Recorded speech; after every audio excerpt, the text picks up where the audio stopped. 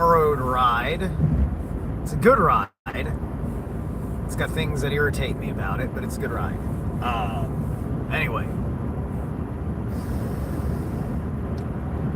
I wanted to share that some recent study that I was picking up on made me draw a very cool correlation. Because there was me looking up something in the Eddas, and as I was going through some passages in the Eddas about things, I came across one of the stanzas in the Voluspa, the greater Voluspa, so the main poem of the cosmology, and I looked up just to refresh my mind on the difference between the Jinn region and the region, right? These names are thrown out, and people have people have given me the impression thus far from indirect correlation of these words once in a while, that the Jinn region is just another title for like Odin, effectively, right? Or some of the main gods or something like that, right? But it's not, right? Like region is, right? The region, like if you are a deity of rulership, right? You know, because like Odin and Thor are deities, but like Balder is a deity that does not have rulership. Magni and Modi are deities that don't have rulership, right? There's a hierarchy of gods, which in the Abrahamic platform, those positions are subverted by these angels. So instead of gods in these positions, you have these spirits that follow one god, and then those go and they replace all the pagan gods in your pantheon. So now you just have the one god, and then you've got all of the officers of that god. There's a lot of sun in my eye. I go east. So,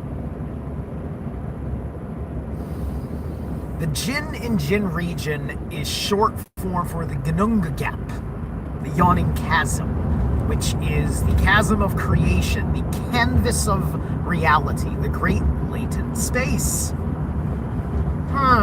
Interesting. So, we have a title for a being who doesn't have a name, who comes from the place of creation and destruction.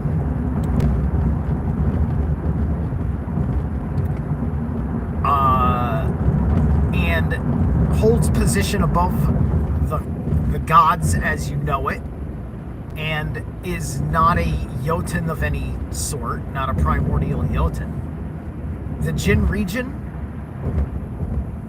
so I figured it out. The Jinn region is the Old Norse word for the Brahmin. It's the Brahmin. It's the all. That's the name, right?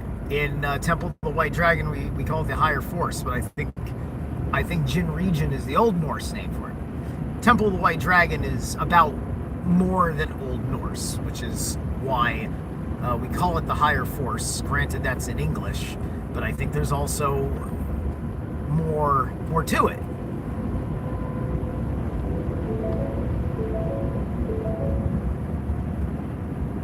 Yeah, there's also a little bit more to it. Because Jinn region is not cited often at all, and only in context of grander stories. bigger deal stories of the mythos, like the creation story, right? And so because there's a million names for Odin, and he has so many fucking titles, so many hats that he wears, and he's the All-Father as his most notable one. So Jin Region, we'll give it to Odin. I'm pretty sure that's it. And we'll just say it like that because I'm a teacher and I better fucking pretend I know what the fuck I'm talking about as one who doesn't know any more than the next guy in the field. All right? And that's why I have big problems with guys like Dr. Crawford. Because, okay, great. You're a fucking language guy who's not a heathen, who does Old Norse. I mean, I may be being a bit arrogantly cruel, but just it's not like I've ever really seen him, whatever. He does his thing academically. He's a man of civilization, he's much more interested in representing paganism as just the whole of an accepted thing in modernism, right? It's just like, here's paganism's place in the modern world, right? And so he puts this crude fucking English in there, and he doesn't have enough reference to the anthropology of the matter, to the archaeology of the matter, to the tribal migratory patterns. He doesn't, he has what serves his pathwork of being very focused on the language and a coherent system of meaning, digestible for a wide academic audience. And he gets you on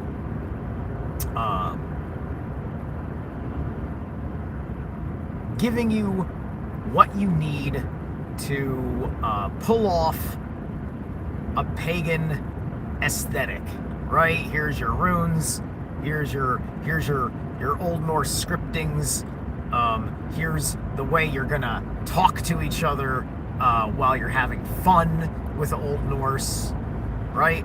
And it's just like, you want to impress me, Dr. Crawford? Decide that you don't know everything, because it's the truth. Decide to accept the realization that you really don't fucking know enough to put it out there, that your fucking translations are fucking garbage, and now you're gonna go talk to Scott Shell, get an education, and write a new book. Properly. Maybe. But that's not going to fucking happen, because that means you're acquiescing credit. And people that don't care about the truth care about their credit, especially social credit. And guys like Scott, they roll with very different people of very different attitudes on heathenism than you do. I mean, hell, you take enough fucking beautiful shots of Montana, why don't you go to fucking Norway, Doc? Let me know what's up, Doc, in Norway. Or Germany. Anywhere that they fucking spoke these languages. You fucking make YouTube money and University of fucking State money, and you can't fucking book a goddamn fucking flight to make content for your fucking channel? Can't stop to do any of that. I'm sure you did. I'm not even watching your channel. I'm talking shit about somebody I don't even watch, right? I'm just talking about the reasons why I don't fucking watch him, right? I could be wrong about him now. I wasn't wrong. This information would not be wrong as of a few years ago. right? But I've never heard anybody in my circles looking deep into the heathenism and understanding the language. Whoever fucking brings up Dr. Crawford in a meaningful way, he's for public consumption of the profane. He's for dummies that don't want to fucking, like, learn how to fucking speak properly. In general, it's just like, you know, just go fucking read. If Dr. Crawford's words don't hit you like a crude box of junk, then you don't realize how you're supposed to speak these poetic prose, right? It's just like, he doesn't use very colorful poetic language. It takes out a very important aspect to it that gives you the fucking download in the verbal, right? Like, this gets into writing corruption, perversion, distortions, and inversions when you break it into something that doesn't make fucking sense. You fail to take certain passages and words in a stanza and translate them, and instead you give us it's more like, instead of translating it, you're giving us the crude meaning in a sentence that you can spit out, that's sort of structured like the way the poem is laid out, right? But it doesn't sound like anything that you would fucking recite, right? And this is why when you see me reading the Eddas, I'm reading from Chisholm's version, which is built off of the old fucking English. So it reads a little bit like the Bible because of that kind of English. But guess what? That kind of English had more artism to it. It had more human spirit to it and charisma. It's a little bit closer to pagan English, right? English, and there are guys that do that kind of thing, right? You know, like, I don't follow too many of the guys speaking Old English out there. I should probably pick up on that. But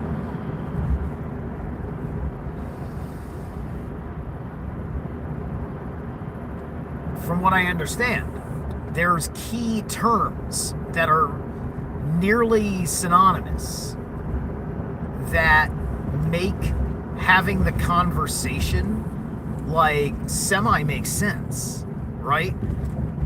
I think it probably has something to do with, see, when you're listening to me talk, when you really break down any conversation amongst anybody and everybody that you've ever had, and you really break down the words in a sentence, you realize that 99% of what we're saying has just been rearranging words, and it's how, and reusing words that are utility words. They're utility words, such as the, and and, right? And perhaps things like he and I, or whatever. And then the words in other languages from the archaic tongue were so similar that your mind can kind of click on that and adjust, you know, once you get a few of those basic connectors, because then you're starting to realize, oh, if he's saying that, this word must be a pronoun or an adjective or something, right? You know, you're getting the phonics, the grammar of it, whatever, you know. This is why we strive to understand the trivium and the quadrivium, right? This is all tremendously important details.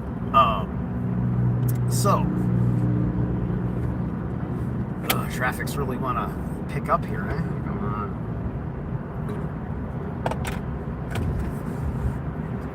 on. Yeah. So if you get an Old Norse definition of region and Jin region and region, you will get these correlations, and then just look at, it's important to draw the context, which I can't quote for you here because this is coming as one of my intuitive streams behind the wheel, but I am not resting. I'm in traffic. I hate this thing. Ugh. Of course, I had to borrow a car. It's got a lot of technology, and it wants to tell me when I'm driving drowsy, which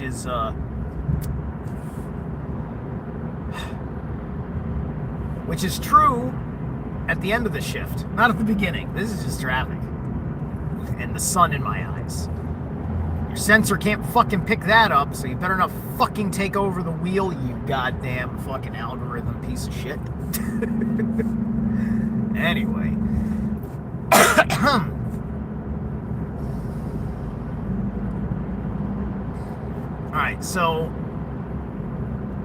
Alright, that's my rant. I will,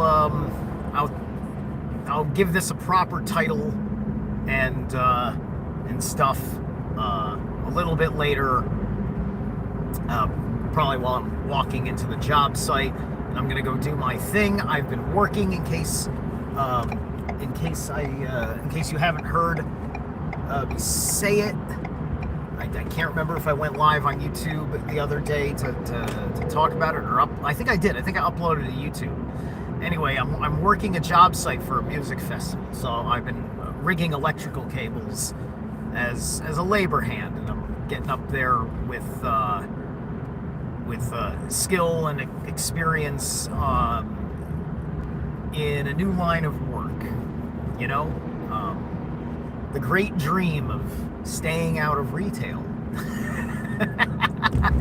The bare minimum of saying I'm having a good American life is that I can pay the bills and I'm not in retail. Right? I don't have to deal with selling you something in a building and waiting for you to show up there. Granted, retail is dying anyway because it doesn't know how to be what it used to be.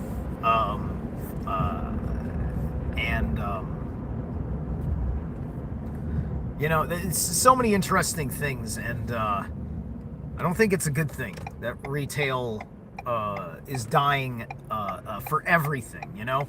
It's either that or retail will end up turning into a product value center, where you try things out and then you like place an online order from there, and you just you scan something with your phone from the app store or whatever, and oops, hold on a second, and then from there you go, and it gets interesting. All right, so I am going to, how do I do this?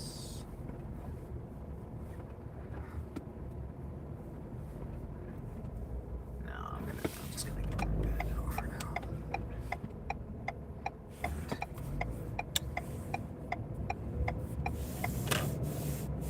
Yeah. All right. Anyway, I'll catch you guys later. Thanks.